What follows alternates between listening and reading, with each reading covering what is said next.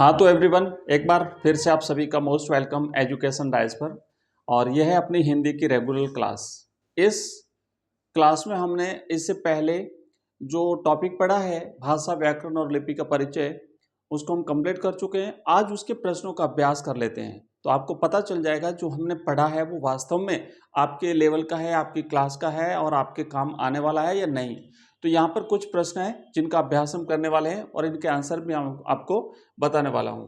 तो एक एक करके शुरुआत करते हैं। देखो, पहला प्रश्न दिया हुआ है कि हमारे मुंह से निकलने वाली प्रत्येक स्वतंत्र आवाज कहलाती है।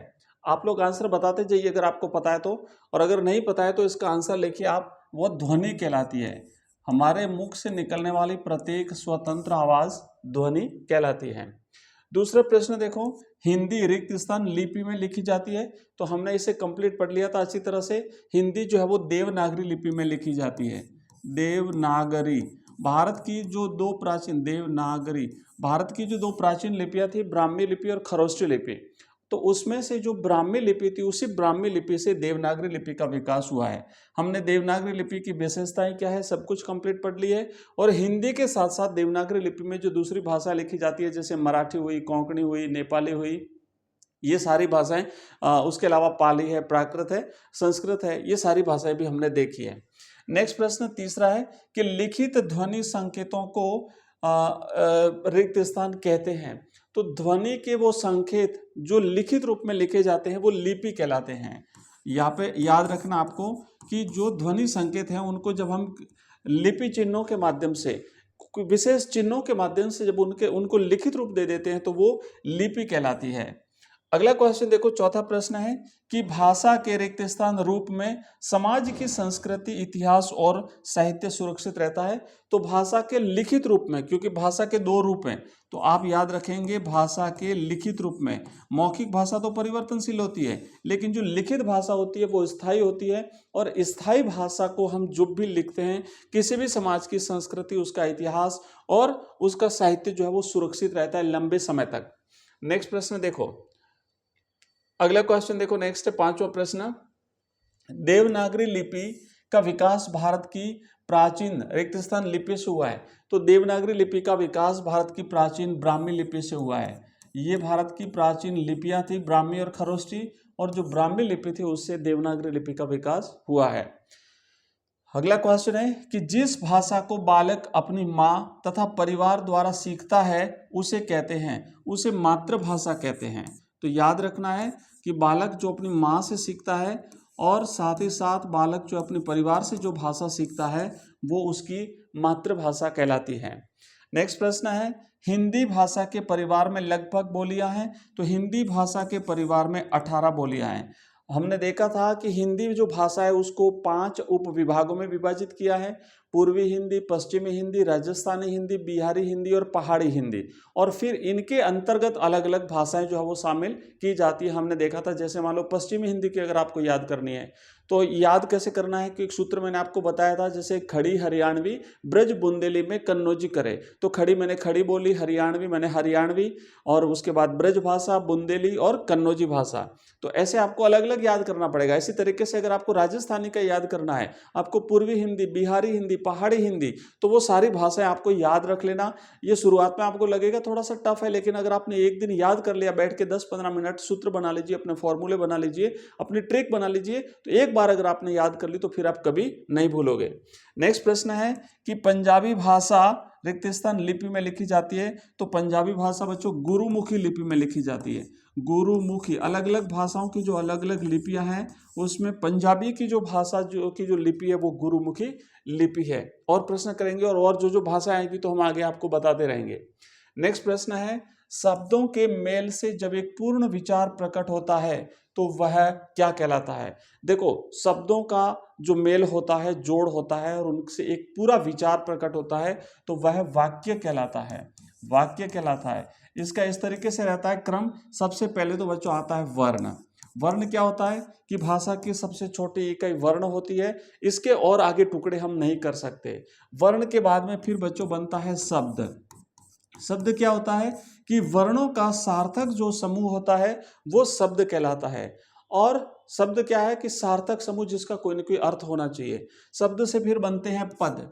पद किसे कहते हैं कि ऐसा शब्द जो विभक्ति युक्त हो, जिसके साथ विभक्ति लगी हुई हो, वो पद कहलाता है। और फिर क्या होता है कि शब्दों का ऐसा समूह जो एक पूर्ण विचार प्रकट करता है, वो कहलाता है वाक्य। तो ये एक क्रम है, इस क्रम को आपको याद रखना है। वर्ण से चल करके वाक्य तक आगे बढ़ता है। नेक्स्ट देखो, अंग्रेजी भाषा की लिपि कौन सी है? तो अंग्रेजी भाषा की लिपि है बच्चों रोमन।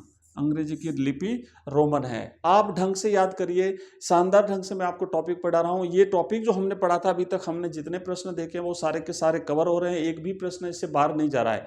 तो टॉपर बनना है तो ऐसे बनोगे, लेकिन उसके लिए अभ्यास करना पड़ेगा, उसके लिए लंबी रेस का घोड़ा बनना पड़ेगा, क्योंकि सफलता का कोई शॉर्टकट नहीं होता। अगर आपको खुशी चाहिए, पर आपको दुनिया की जहां की खुशी चाहिए, तो आपको आज मेहनत करनी पड़ेगी। 2 महीने ये आपका गोल्डन टाइम है बच्चों, मेहनत करते रहिए, मेहनत करते रहिए और मेहनत करते रहिए। इसके अलावा कोई दूसरा उपाय नहीं है, बस पढ़ते रहिए। और जब भी क्लास अटेंड करते हो, जब भी क्लास में आते हो, कॉपी और पेन लेकर के बैठना है। जो चीजें आपको नोट करनी है, मैंने बार बार कहा है, आप नोट्स के भरोसे मत रहिए। किसी से ये मत कीजिए मैं नोट्स मंगवा लूंगा, हम वहां से पढ़ लेंगे, हम ये कर लेंगे। आप खुद के बनाइए ना। मैं जो टॉपिक आपको दे रहा हूं, जो सारे प्रश्न है, वो हाथ से लिख लीजिए ना कॉपी में, और लिख लोगे, उसका अभ्यास करोगे। परीक्षा से पहले खुद के हाथों से लिखी हुई चीज जल्दी याद होती है। तो आप नोट्स बनाओ और लिखते रहो। अब हम करेंगे लघुत्रात्मक प्रश्नों का कुछ अभ्यास करते हैं। देखो प्रश्न यहाँ पे लिखा हुआ है कि भाषा की परिभाषा दीजिए। तो भाषा की परिभाषा क्या है कि ध्वनि संकेतों का लिखित रूप जो है वो भाषा कहलाता है ना। मुख से उच्चारित ध्वनि संकेतों का लिखित रूप। तो आप यहाँ पे लिखेंगे उत्तर कि मुख से उच्चारित, यानी मुंह से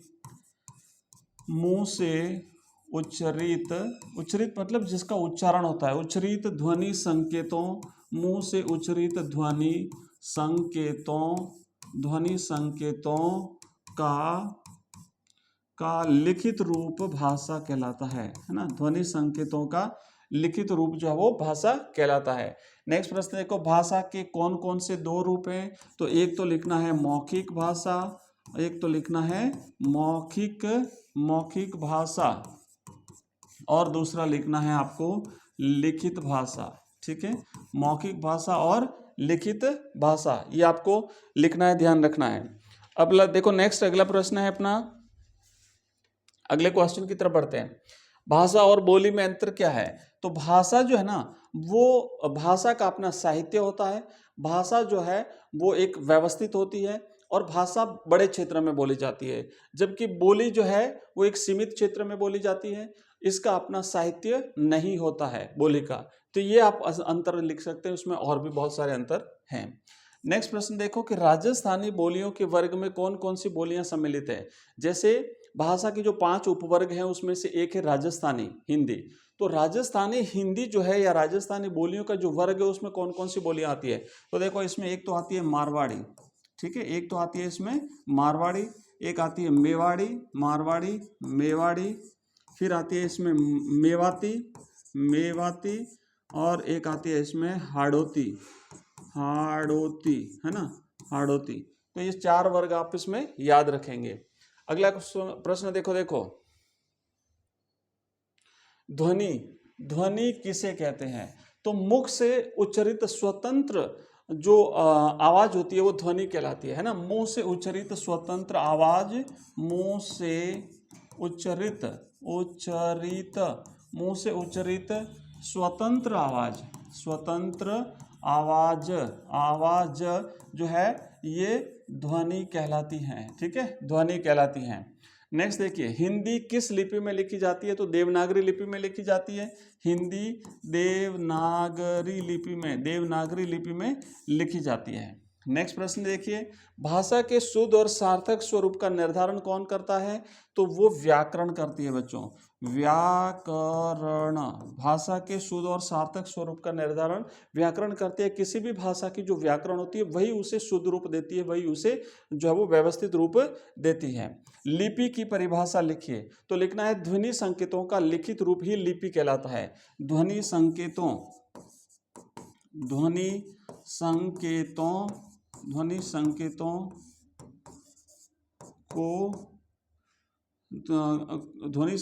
का लिखित रूप, है ना, क्योंकि इसमें विशेष लिपि चिन्हों में लिखा जाता है, विशेष चिन्हों में लिखा जाता है। तो लिखित ध्वनि संकेतों का लिखित रूप, ध्वनि संकेतों का लिखित रूप जो है वो लिपि कहलाता है, वो लिपि कहलाता है। ये आपको याद रखना है, ठीक है बच्चों। देखो प्रश्न तो अभी बहुत सारे हैं, लेकिन आज की क्लास में हम इतना ही करेंगे। बाकी जो बचे हुए प्रश्न हैं उनको और हम कभी लेंगे। बहुत सारे प्रश्न हैं, पूरे के पूरे अभ्यास करेंगे, एक दिन और इसकी क्लास ले लेंगे। तो ये पहला जो हमारा टॉपिक था व्याकरण का, उसको तो हम यहीं पर कंप्लीट करते हैं। भाषा, लिपि और व्याकरण 2 दिन हमने इसकी थ्योरी पढ़ ली, एक दिन हमने इसके प्रश्न आंसर कर लिए। अब नेक्स्ट जो हमारा अगला टॉपिक है व्याकरण का ही, उसको हम शुरू करेंगे और कल जो है वो नए टॉपिक के साथ में मिलेंगे। तो देखो ये हिंदी की जो क्लास है ये 5 बजे आपको टाइमिंग दिया हुआ है, इसका 5 बजे आती है, कभी कभार 5-10 मिनट लेट हो जाती है। नेक्स्ट जो अपनी क्लास होगी वो 7 बजे आपको इंग्लिश की क्लास मिलेगी, और इंग्लिश में भी अपन अभी ग्रामर पढ़ रहे हैं। अगर आपको ये क्लास पसंद आई हो तो चैनल को लाइक करना है, सब्सक्राइब करना है, वीडियो को लाइक करना है, और साथ ही साथ हमारा ऐप है जहाँ पे कंप्लीट कोर्सेज दिए हुए हैं, आप चाहें तो उसे डाउनलोड करके ऐप को कोर्स हमारे देख सकते हैं। तो आज की क्लास में बस इतना ही, मिलते हैं अगली क्लास में। जय हिंद, जय भारत।